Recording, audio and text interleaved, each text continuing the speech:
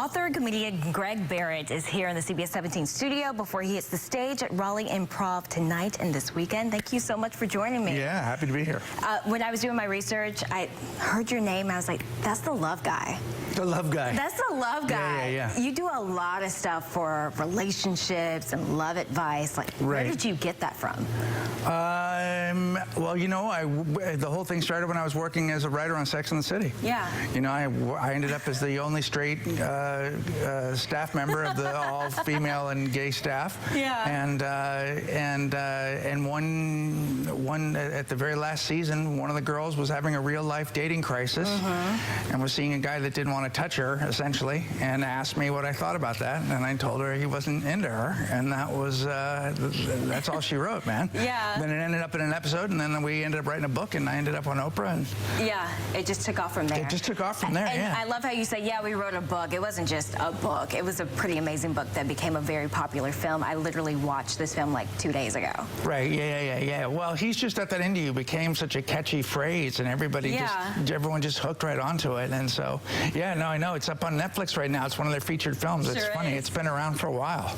That's pretty cool. Yeah, it's pretty great. Let's talk about how love and comedy kind of go together, because when people think about it, they're like, how does that even match? But isn't love kind of funny in itself? Oh my gosh, if you don't have a sense of humor about it, don't get in it, because it will wreck you. Yeah, you better have a good sense of humor about it. I think just ways of making people laugh about certain things, or being able to see the truth in something. You know, like if a guy texts, "Are you up?" Yeah. He's not in love with you. That guy's not in love with you. The guy that texts at 4 o'clock, because it's 4 o'clock in the morning, and he just wants to know if you're up. Yeah, that's a different thing. Yeah. That's a different situation. That's right.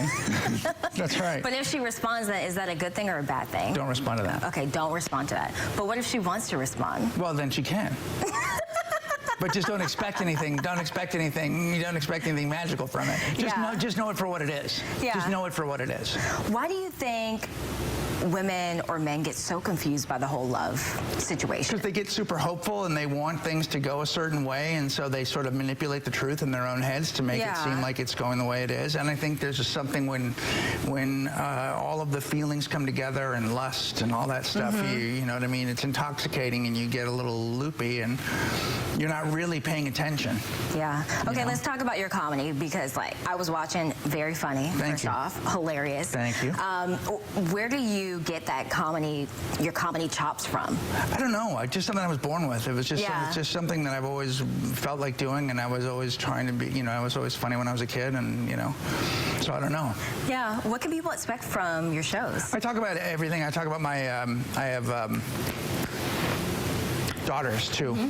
Daughters. What are they called? One of them's nice.